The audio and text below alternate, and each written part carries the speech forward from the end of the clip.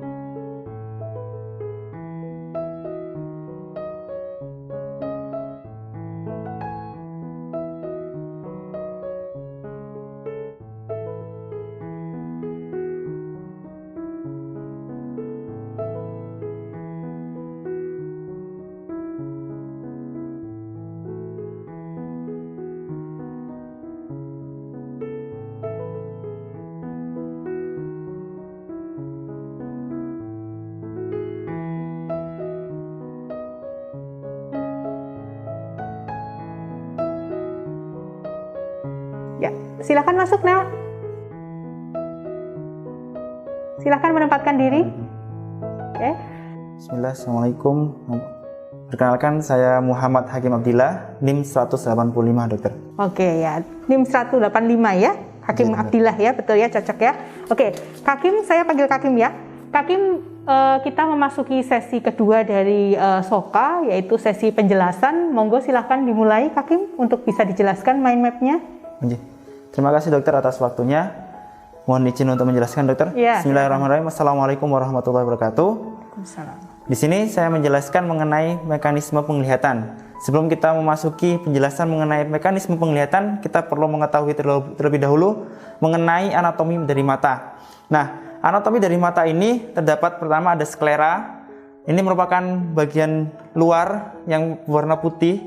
Kemudian di dalam sklera ini terdapat koroid, yang jika nanti ke arah posterior itu terdapat retina, dan juga nanti secara ke arah anterior itu terdapat badan silia. Kemudian juga ada kornea. Ini merupakan bagian anterior dari sklera. Itu ada kornea, kemudian ada pupil di belakang dari kornea, kemudian ada iris dan juga ada lensa. Nah, nanti anatomi ini sangat pengaruh penting bagaimana nanti penjelasan dari fisiologi. Kemudian untuk histologinya ini dibagi menjadi 3 bagian, yaitu pertama ada tunika eksterna, yaitu terdiri dari sklera dan juga kornea. Kemudian ada tunika media yang berisi adanya koroid, kemudian ada badan silia. Badan silia ini ada musculus ciliaris dan juga ada processus ciliaris. Kemudian juga ada iris. Kemudian ada tunika interna. Tunika interna ini terdiri dari retina. Nanti retina ini ada bagian ductus opticus dan juga ada fovea centralis. Nah, di dalam fovea centralis ini ada namanya sel batang dan juga sel kerucut. Nah, sel batang ini ciri khasnya yaitu penurunannya yang sangat lambat, sedangkan sel kerucut ini penurunannya yang sangat tajam.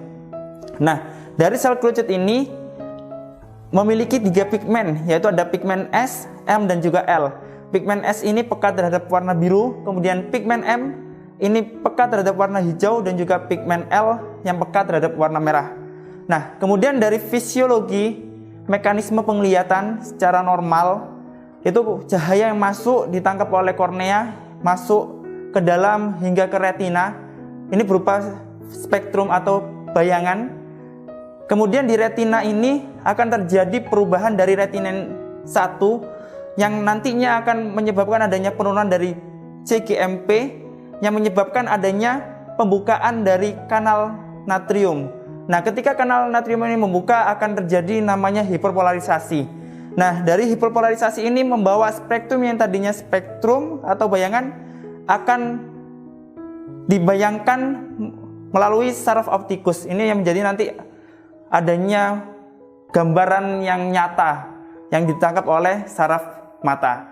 Nah, kemudian adaptasi mata ketika melihat dengan jarak yang dekat dan juga bagaimana melihat yang gelap dari terang ke gelap.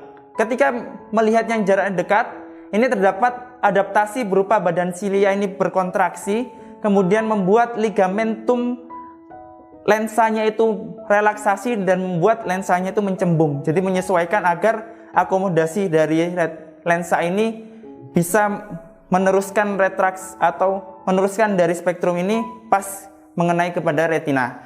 Nah, kemudian untuk adaptasinya terhadap melihat yang gelap, yaitu pertama, karena tidak adanya cahaya yang masuk, membuat CGMP tadi itu yang harusnya itu menurun, ini tetap ada, yang membuat kanal natrium ini tetap terbuka, yang membuat dia tidak terjadi hiperpolarisasi. Nah, ketika tidak terjadinya hiperpolarisasi ini, membuat dari spektrum yang masuk itu tidak sampai adanya gambaran yang nyata.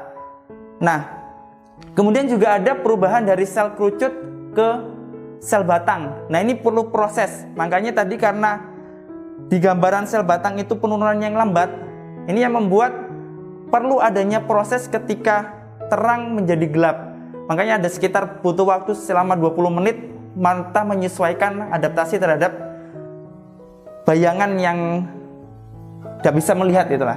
Makanya kadangkala ketika mata ini melihat yang terang kemudian yang gelap, ini perlu proses adanya perubahan sel kerucut dan sel batang itu. Kemudian untuk pandangan Islam itu ada dari Al-Quran, ayat Al-Quran dan juga Al-Hadis. Nah, kalau misalnya ayat Al-Quran ada Al-Haqqah dan juga Al-Baqarah ayat 260. Itu mungkin dokter dari saya. Ya, bagus sekali Kak Hakim.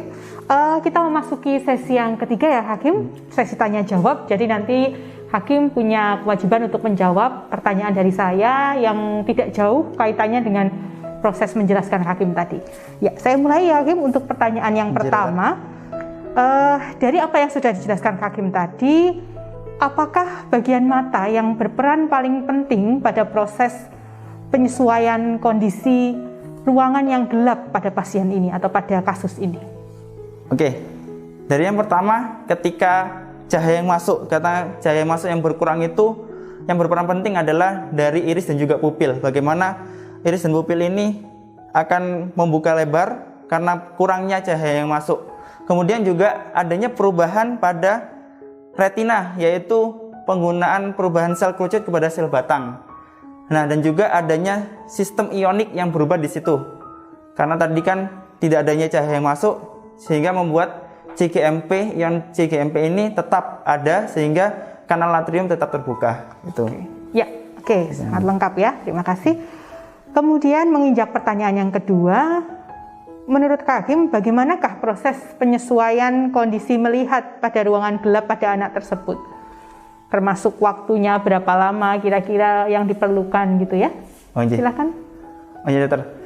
Untuk adaptasi mata dari ketika anak tadi di dalam skenario yaitu dari terang menuju gelap. Yang pertama itu tadi yang ketika cahaya masuk yang berkurang itu adanya pupil yang nanti itu membesar. Bagaimana karena bayangan yang kurang. Kemudian ditambah adanya perubahan sel, yaitu sel kerucut menjadi penggunaan sel kerucut dan menjadi sel batang. Ini membutuhkan waktu yang agak lama karena sel batang ini memerlukan adanya penurunan yang agak lambat, sehingga kisaran waktunya maksimal itu sampai 20 menit itu baru bisa beradaptasi secara normal. Gitu. Ya, oke, ya, oke. Usaha yang baik untuk menjawab ya. Oke, kemudian pertanyaan terakhir ya mungkin ya Hakim ya yang bisa saya tanyakan hari ini. Tadi Hakim sudah berusaha menjelaskan dengan menggunakan mind map terkait pandangan Islam ya. Pandangan Islam yaitu ayat dalam Al-Quran yang mendukung proses melihat dan adaptasinya. Mungkin bisa dipaparkan sedikit terkait artinya gitu ya, arti dari ayat tersebut. Apakah itu termasuk upaya mensyukuri nikmat penglihatan seperti itu? Mungkin bisa dijelaskan Hakim? Ya, dokter. Terima kasih. Di sini kita menjelaskan dalam pandangan Islam yang saya ambil yaitu mengenai surat Al-Haqqah ayat 11-12 dan juga Al-Baqarah ayat 260. Nah, arti ayat di sini bahwasanya awalnya di surat Al-Haqqah itu Allah menunjukkan nikmat-nikmat yang diberikan berupa misalnya pemandangan yang ada di dalam alam dan sebagainya. Tapi di akhirnya dikatakan bahwasanya bagaimana kita menikmati ciptaan Allah tersebut. Ya, jadi di dalam ayat Al-Quran ini menjelaskan bahwasanya mata ini diciptakan oleh Allah agar kita mentadaburi apa yang telah Allah ciptakan untuk kita dan bagaimana kita mempelajari tersebut. Itu mungkin yang bisa saya jelaskan mengenai pandangan Islam ini, bahwasanya kita harus bisa mensyukuri nikmat yang Allah berikan, terutama tentang penglihatan ini. Ya, oke. Terima kasih. Cukup Hakim untuk sesi pertanyaan dan menjawab hari ini. Karena waktunya memang sudah habis, Hakim boleh pindah ke ruangan selanjutnya. Ya. Terima kasih dokter. Ya, demikian tadi proses SOKA ya, dari mulai mahasiswa masuk ke ruangan, kemudian mahasiswa memasuki sesi kedua yaitu proses menjelaskan, di mana mahasiswa memiliki kewajiban untuk menjelaskan hasil gambarnya, baik itu mind map maupun konsep map. Jadi menjelaskan terkait apa yang sudah dia tulis dan apa yang sudah dia istilahnya konsepkan di dalam kertas. Kemudian setelah dia berhasil memaparkan semuanya, memasuki tahapan selanjutnya yaitu tahapan pertanyaan, penguji mengajukan pertanyaan, kemudian mahasiswa menjawab pertanyaan, seperti itu.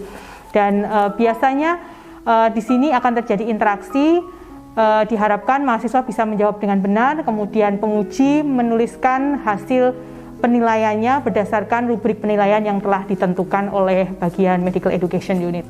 Itu mungkin yang bisa saya sampaikan pada proses SOKA hari ini. Semoga bermanfaat. Wassalamualaikum warahmatullahi wabarakatuh.